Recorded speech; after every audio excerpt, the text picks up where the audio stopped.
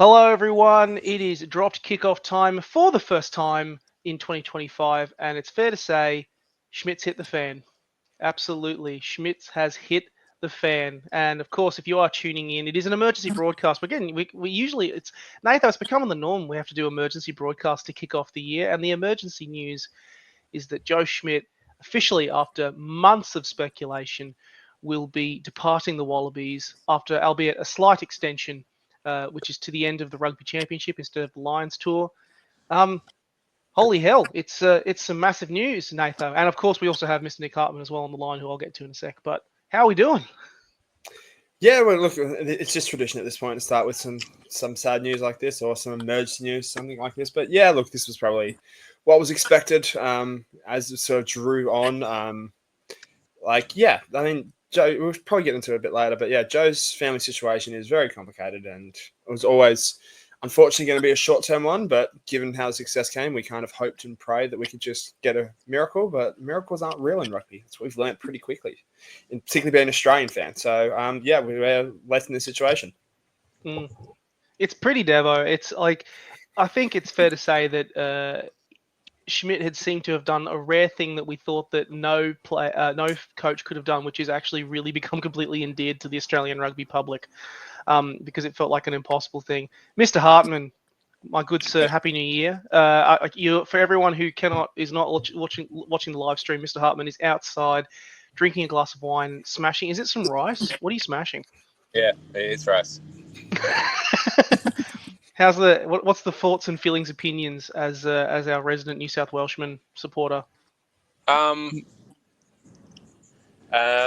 like we just can't catch a break, can we? I mean, you know, he has a son that requires a lot of care, or full-time care, and it was always kind of on the cards, right? So it's not surprising, and like, you know, he's got to make the right decision for himself and stuff. It was just a bit of a hammer blow, but he's sticking on to it's the Rugby Championship. Like, Nathan, what's the gap between the end of the Rugby Championship and the British and Irish Lions? About 3 months, I want to say. I think the last game's October. Yeah? No, it's like 2 weeks. 2 weeks. I think you meant to like the end of one to the end of the other. No, yeah, it's like 2 weeks. Oh, right. So it's British and Irish Lions first, and TRC. No, it's the other way around. Correct. Okay. Because I thought it was like he was just going to stop halfway through July. No. No. Yeah. I know. Yeah, it's a bit devastating, but I mean, okay, at least he's done that, you know, and it's still 2 years into the World Cup for someone else.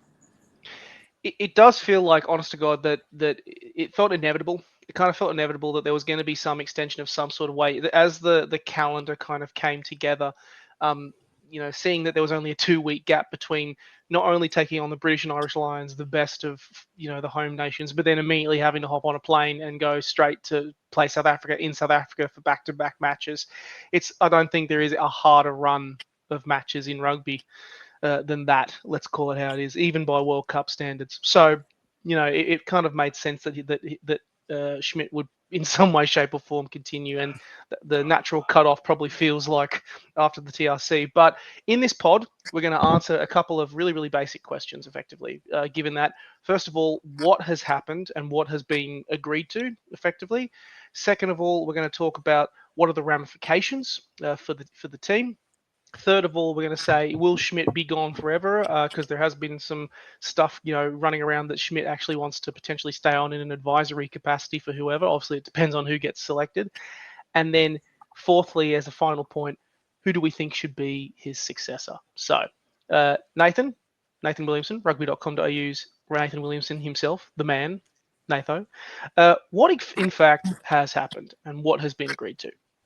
It's basically what's happened is it's as we sort of alluded to there. It's a slight agreement, a slight extension to his contract. He was originally signed until the British and Irish Lions.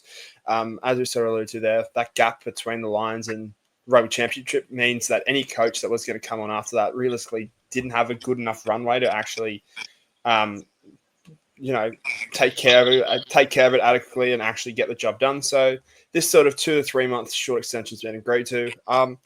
And yeah, after that, Schmidt departs his post. And I guess with this sort of decision making, how we got here, I think ultimately we need to give context. And Nick one sort of gave a bit more of a context to it. A lot of this has to do with his son Luke, who has severe epilepsy, and he sat down with RNZ. There's a great article of him explaining just how severe it is. Like he was saying before his son's last surgery in 2015, he's having between 100 to 200 seizures a day. Like a lot of them very small, but like this is the sort of the challenge that he's dealing with. So the fact that he took the job in the first place is some kind of a miracle, and credits the person he is that he can actually balance the two. But ultimately, that weighs a lot on your family. That weighs a lot on his sort of person. And yeah, it was a rough sort of decision, and probably one which he thought over for weeks and months, given how delayed the decision was compared to what was first announced. But ultimately, this is where we're at. And then I guess when you look at the circumstances, no one can begrudge him. It's a rough situation, but ultimately, this is the scenario that Joe lives with, which is a lot rougher than us dealing with a coach that's just leaving. That's turned around our season. So, yeah, he goes with all our blessings. And I would sort of wish him all the best because he's been such a great operator and really has brought hope back to this team within 12 months. Yeah, absolutely. I mean, I think if everyone gets it, it's a family first situation, and it's family first at the end of the day. And the amount of basically from all of those articles that comes out, he has to be a full-time carer to his son, because that's how significant it is. And the fact that he accepted the role is fantastic, and it's great that he's done it. And obviously it's considering how long it took. I mean, originally at the end of that Ireland game, he said, "I want to have an answer and a resolution by the end of the, but before the end of December." And here we are in February when the decision is finally being announced. So you could tell he took it very, very seriously. And I think it's also I also kind of view it weirdly as a tip of the hat to the fact that he really clearly enjoyed himself. He really clearly enjoyed himself in Australian rugby, and he shouts its praises in the presser. Well, you can't get that bug out of you, man. No. I mean, Nathan would know way more, but I bet he wakes up at 4 a.m. Like Jocko. Remember when I talked about Jocko and Pod probably years ago? The guy who just takes photos of his 4 a.m. on his watch to say, "This is when you got to get up. We've got to get up before the enemy." Oh, Joe's Jocko Willing, yeah. like that. He's got to be a fucking monster of a human, and to have that battle between I've got this bug in me, which is to coach international rugby teams, and look after my son, and the wife is probably had to do a huge share of the load, probably given because Joe, coached Ireland for years. And they lived overseas away from their support networks in New Zealand. It's just huge. So it's just, it's a marvel. It's a marvel, we just say it, but it's a testament to some people's spirit, I guess. I think all of us in that situation would be like, yeah, nah, I've got to look after my son. Yeah. And not just slag him off, but it's just, yeah. I stand in awe. I salute you, sir. So, of course, I think we can all agree Joe has done an amazing job and has really turned things around and got us believing in this team again. But of course, come the end of October when the Rugby Championship concludes, he will no longer be our coach. So what, Natho, are the ramifications? What does this all basically entail? What are the chain reactions that start from this decision? Hey, can I ask, sorry, before Nathan starts, is the last home game in the Rugby Championship in Australia? Yeah, it's New Zealand. It's the last Bledisloe against the All Blacks. Wow, what a way to go out! I know, what a way to go out. I actually think I was thinking to myself, I was thinking that's actually a pretty good way to go out. I'm not going to lie. I mean, that would be imagine that he finishes his tenure bringing home the Bledisloe Cup. Then I think we chain him to the desk. No, don't scare it away. In terms of ramifications, I honestly think the first one gets felt next week. like we'll get into who we believe should be the sort of favourites and the right options to take over, but this puts a lot of interesting storylines into the Super Rugby season. Like it's rare that we've had 4 Australian coaches with sort of decent claims to a job at the Wallabies. Well, yes, Dan McKellar probably has said in the past that he doesn't want it. Likewise, Les Kiss, but if they get off to flying starts and they all of a sudden take an Australian team to a title or a semi-final at least, talks will start. Talks will like it's the success of the club sides will lead this sort of chat about who becomes Wallabies coach. As much as a certain Senior Sheck will have to come back, I think like the Super Rugby is going to be the thing that dictates it. And then after that, you probably look at trying to find that person, hopefully to get involved in the camp within, ideally for the Lions, but probably not, probably for that Rugby Championship, just as an assistant or as a advisor. And then they sort of take on me there. And it's pretty funny that, this, I'm not sure if you guys are aware, the first test of this new coach will be Japan. Mate. Japan. Eddie Jones coming up against the new coach is going to be fascinating to watch. So that's basically the ramifications to look out for, is that this super season has just been kicked into a completely new dimension and new gear, and I'm excited for it. It oddly feels very familiar of like the 2011 when the Reds won the title, and then shortly afterwards Link became the coach, and then in 2014 after the Tars won the title, Czech became the coach. It almost kind of has that sort of feel to it, a bit of a deja vu back here again moment. Yeah, Nick, is there any sort of stuff particularly off the back of this that you're thinking about and you're looking at, what the year looks like for Aussie rugby and going, shit, what the hell's this? Yeah, I'm not so sure if it changes much for me, given that, his future was already up in the air. Like, it would have been wild, actually, if he made if Joe stayed on until Aussie Joe stayed on until the end of the World Cup.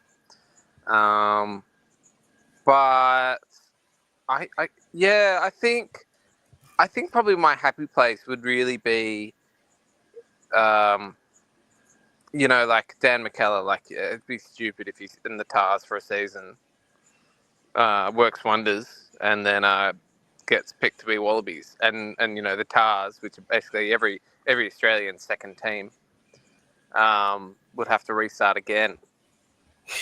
So yeah, it is good. There are 4 good contenders, which is great, really great to see. I mean, even kind of to your point, Nick, as soon as an Australian team wins, and like granted they were winning in a tough environment, but I can see, the 3 East Coast teams at least being as strong as the Brumbies this year. So yeah, that's kind of exciting. But I mean, it helps. It gives Nathan work. I think it probably increases my anxiety. Sounds about right. Sums up this pod. Yeah, no, it really sums up this pod. And also, more to the point, what if it wouldn't really be a rugby season unless we did have like a moment of crippling, debilitating anxiety and questioning everything. Moment. I said this in our group. 12. I said this in a group chat, but they announced the Wallaby Social announced the Japan game, and I'm kind of like, I'm not fucking thinking past the British and Irish Lions. I'm not thinking about the I have to build up my mental health to a level which I can sustain. I can rock up to work, avoid questions. What do I do? Do I put sick days in the bank? Say on the Friday I've got a cough. I'm not sure if I'm coming on Monday or that shit. Like, if we lose, have compassionate leave. Yeah, or that. Yeah, Yeah, like the Ashes thing. Cricket died. I have to be like, my soul. I've lost part of my soul. I've died. Technically, I was dead for 15 minutes after the game. God forbid if it's Kurtley Beale slipping over kind of scenes. But yeah, like, I'm just not fucking thinking about it. And I'm just so wound up because Joe's got us in such a good place. No, it's a fair question. It is a fair question, and I think this leads us quite nicely onto that the third question I was going to ask, because even though we've kind of got the announcement of the departure and everything like that, there is a couple of other elements to this as well, Natho, because not only is there direct impacts that we are looking forward and casting forward to but can't quite foresee, but I mean I believe Joe Schmidt is also kind of he clearly enjoyed himself. He's clearly enjoying himself as Wallabies coach, and has indicated that he would like to stay on in as some advisory role. What does that look like? What does that entail? I mean, I've always had this idea that he could stay on as like essentially do Rassi 2.0 and just be this sort of head above whatever coach comes in. Like I'd be so down for that. I think he's, if guns to my head, if I had to say, does he stay on as advisor? In the end, yes, I think he will. I think he's got a real connection and bond with his team, and that the team has that back. And I think Joe will find it hard to step away completely. And I think that once you look at your options, and if there's one or two options in particular that if they get selected, I think they'll be very comfortable having Joe as just an advisor to pick their brains and just help the process along. So I think Joe eventually down the line accepts a role as an advisor with the Wallabies. Which will annoy so many Kiwi fans because, God, wasn't it Bowden Barrett quietly saying at the Super Rugby launch yesterday, be like, I really hope that Joe doesn't sign on. And while he has partially got his wish, the only small issue is that Joe has now found that he really, really likes the Australian team, and might even help out some way beyond. This is partly why I said as well. I just want to piss off the Kiwis. I kid. I think he stays on. I think there was too many chats of creative ways to make this work for it, and for something not to be sorted out down the line, I reckon. I'm assuming as well, even though because I mean, Schmidt's coaching staff was cream of the crop in there. I'm assuming that the new coach would probably have his own her or their own decisions to make in terms of their assistant staff, or they stay on in some way, shape, or form.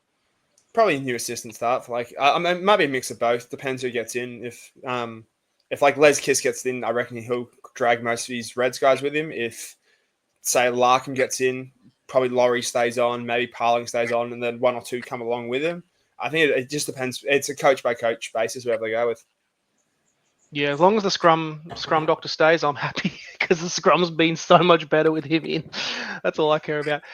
This leads us nicely onto the last point of the pod, the last kind of key point, which I feel like we're going to go down a massive rabbit hole here. But we're 142 episodes in. By this point we do that, and you're still here, so it's on you. Who do we think would be an ideal successor to Joe Schmidt? First match, they're playing in the National Stadium in Tokyo. Who is the coach up in the coaching box? Mr. Hartman, I know you've got as a joke in your on YouTube, does Tolu have his coaching license? Which tip of the hat. But that boy has many licenses and many descriptions. Some not anymore. But who do you think? Some suspended. Some suspended. But who do you think is who would be the first people you'd be getting on the phone to? Would I be getting on the phone? Don't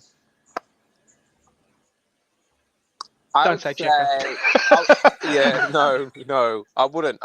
I mean, imagine having someone like Joe Schmidt and then you get Checker in. It'd just be a mind fuck, right? Like Dave Rennie and Eddie Jones. Good old Crowd Juice comes back. Which would be funny, actually, if Rennie came back. He comes out with guitar in hand, just like serenading Eddie Jones. Just Phil Waugh will be naked on his mink carpet in front of a fireplace. I'm sorry. That's Natho's boss you're talking about right there. He does that. There's a different Phil Waugh, Phil, if you're listening to this. Different Phil Waugh. Yeah. No, Nathan said he gets commission every time I do a naked picture of naked. Who would I pick? So it'd be based on the Super Season, if anyone. I wouldn't pick anyone now from Les Kiss, C. Larkham, Simon Cron. But yeah, I mean, someone's mentioned Vern Cotter. I mean, it's probably a smattering of European coaches we could pick. Maybe the French dude who wears the funny goggles, go out there. I'm not sure. Like, I would probably want to lean to getting someone from outside the system that matches Joe. I think that's the most important thing. Someone that matches Joe. I don't think we need another course correction. We need to build that consistency. So that's where I would go. And really kind of for the other guys, and again, to go back to your point, Nick, where Ewan McKenzie won the title, became coach. Checker won the title, became coach. To get away from that kind of thing and kind of go, as a coach, you've got to earn this. Because, more and more, I think as well, the coach is as important as your best player. So that'd be my take. I've no names. I'd actually really like Checker if he had a setup where it was like Joe. I know Checker won't like that. Checker has skills, but I just don't think he's a good technical coach, tactical coach. But he's a great leader. He plays checkerball. Yeah. It's like what you see is what you get, and it's a matter of if you know how to beat that, then that's great. But look, I mean, I'll play Can I play devil's advocate for a minute? Because let's not forget here, Checker had a pretty decent run with Los Pumas and looks to have matured a little bit as a coach. He's also beat New Zealand in New Zealand. When was the last time Australia did that? With Argentina, and took them to a semi-final. He also got sent off in his first game as Leicester coach. Yeah, true. We've also got burnt by Eddie Jones as well. Like, let's face it. And got burnt. Yeah, he also got burnt by Eddie Jones. We got burnt by Eddie Jones. We've already gone back to the world of going to a second-time head coach that was successful. How'd that work for us? Not very well. I do. Yeah. Sorry. I do want to know more about Los Pumas because they have become very good. Did he lay the foundations that what's his name's taken on? Whoever their coach has got his name at the moment. Felipe Contampone. That's it. Yeah. Did he lay the foundations or whatever? Because they're very good at the moment. But yeah, no, don't let him near the side. Fence sitting, disgusting. Yeah. I'll throw my options up there. I'm a big fan of. If he hadn't signed with the Waratahs right now, I'd say Dan McKellar. I think, like, speaking with people today in the Waratahs camp, I think it's the Waratahs camp, just players that are up for media centre. I don't want to sound like an absolute wanker there.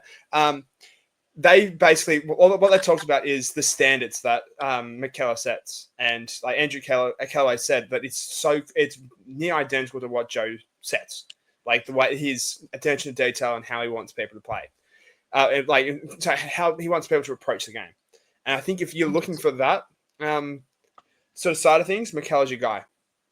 I think Les Kiss could do a good job, but if it's up to me, who I would go with, I would go Steve Larkham. I think he's someone who has done his time as an assistant at the Wallabies. He's gone over, done the island route, did his time with Munster, and most importantly, he has gotten success with the Brumbies. The reality is the Brumbies are the most successful team in Australia over the past 3 or 4 years, and it's been Stephen Larkham that's done it. I'll make the case. You look at Alessio, Tom Wright, Lenny Cattell, all these guys that were knocked back by Eddie Jones in 2023. It was Larkham that got their confidence back up. So by the time they got back to the Wallaby stage, they were ready to go. He's the one that consistently has built up Wallabies that come through the system. He's somebody that understands what it's like at Test football. And I think if you're going to be serious, like he was going to take over from Checker before he got dumped in 2019. And we had to go down a completely other route. I think he's now gone away, done his time, done the European route, and deserves a shot at the Wallabies job.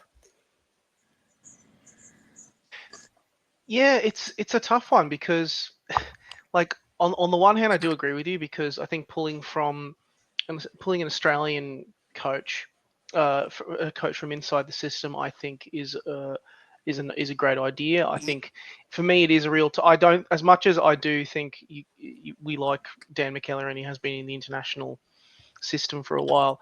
The boys literally just signed with the Tars, and he actually needs some time to get reestablished and turn that system around, and that's a big enough hard enough challenge in itself.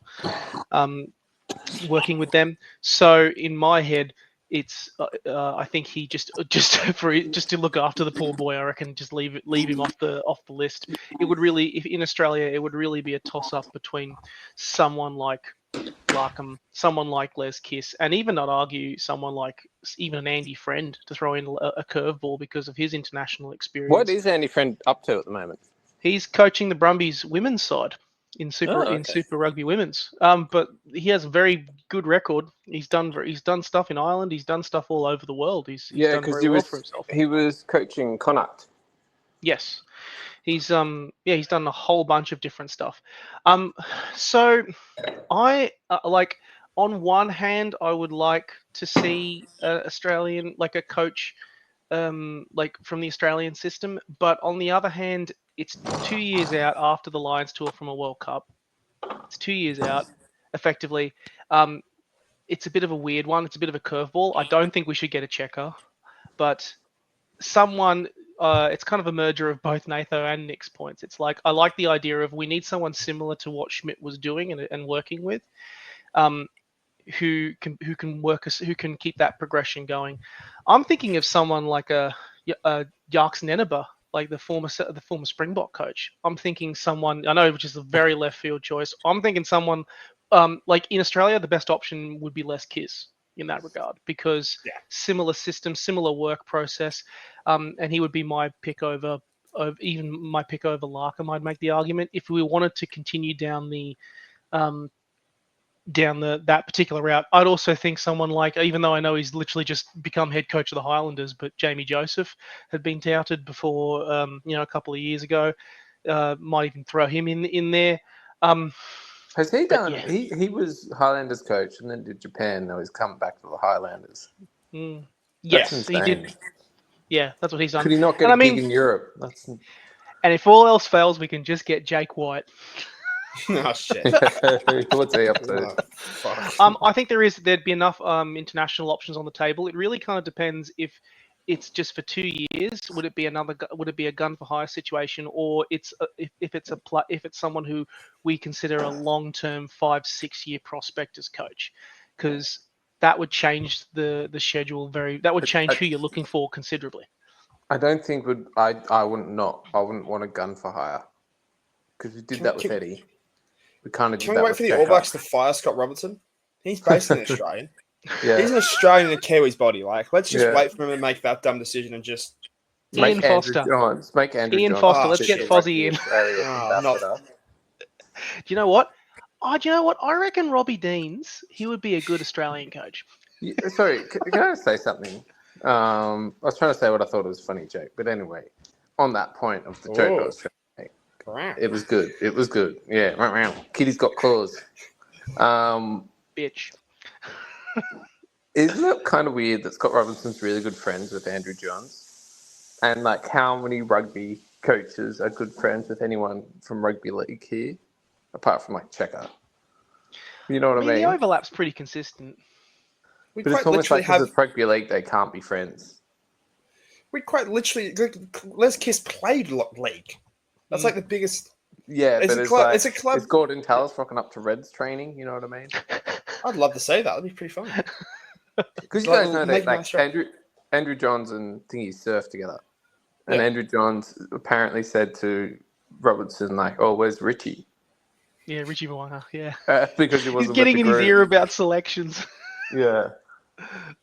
Yeah. And then so, like, 2 days later, it was like, Scott Robinson asked for an overseas law. Maybe that's our next coach. Get Andrew Johns back in. Yeah. Yep, get a leaguey in. Oh, I will say this, though, as kind of a good point on the whole situation, is that I reckon in the time that Schmidt's been coach, it's definitely raised the prestige of the Wallabies considerably. I mean, how many people flipped out over that England win? And that was not just, Aussies. There wasn't just us Aussie fans. The Southern Hemisphere was gawking that weekend, because I think it was that weekend where the Southern Hemisphere clean swept the Northern Hemisphere, and everyone was going, finally, Australian rugby's back. That was the match we were supposed to lose. And then they would go and produce that outrageous effort. But, I think there's going to be a lot of... That's generally just called July. Yeah, true. Like, I reckon there's going to be so much interest in that position though, which is going to be a positive. Yeah, I think you're going to end up with some serious red hot candidates that come out of the woodworks and say that they're all of a sudden put themselves available. That we just go, oh wait, they were an option. Hell yeah, I'll take that. Red McQueen, I thought you died. What is Link doing these days? I think Link deliberately went off the radar, mate. Is there any like Grand Slam for a Queensland construction company? Potentially. Yeah. Like, do we have any Grand Slam coaches available that like aren't working right now and like could come back? Are there any Scottish coaches we can steal? Get some revenge on them for like taking half the Australian population to play in the Scottish team. I'll just steal a Kiwi again. Let's make it work. Yeah. When in doubt, steal a Kiwi. When in doubt, steal a Kiwi. It's not like they haven't got enough rugby people to go around anyway. They still flog us regardless. Hey, they took James O'Connor. We can take someone back. That's true, actually. Yeah. Yeah, you need us, New Zealand. You need us. You need us to like be the fly half of your most successful team. Anyway, I reckon that wraps us up for this emergency broadcast, gentlemen. He's a short and sweet one. Can I ask one more question? No. I'm sorry. Yeah, go ahead. I was asking Nathan, actually. What do you reckon Checker's doing? Probably cooking some Argentinian meat. No, he's coming back. He's coming back to Australia. He's coming back to Australia after the Leicester deal. I think he probably... Honestly, I reckon this is the time he ends up in a league deal. That's my bold prediction. I reckon somehow he ends up either coaching Lebanon again or ends up in an NRL system. I just don't see them being like spots available for him back here. Officially confirmed. Checker announced as the new coach of West Tigers. You heard it here first. The West Tigers are crazy enough to get him in as like an assistant coach. Yeah. To distract from the board suing each other or whatever. Yeah. Benji would be spitting chips. Yeah. Most committed man of the West Tigers his entire life. So of course, what do? They sack him and bring in someone else. Just imagine being the ex-premier of New South Wales and going into that board and just going, even the politics here is fucking cooked. Like, I'm getting slandered. No, cooked, and this is fucking cooked. This is cooked, and I've been in New South Wales state politics. yeah, I was in the Young Liberals or whatever. Like, God dang it! And then it was at that moment that Barry O'Farrell realised I had grown a conscience. His heart swelled 3 sizes. His heart grew 3 sizes that day. Classic Grinch reference vibe. Anyway, let's call it before we go down the rabbit hole of rugby league politics and then New South Wales state politics. Welcome to 2025, folks. He's going to be a banger, judging by this. It'll be a big year. We'll be back next week to do a season preview of Super Rugby, and we've got a very particular format in store. What is the format exactly? Stay tuned.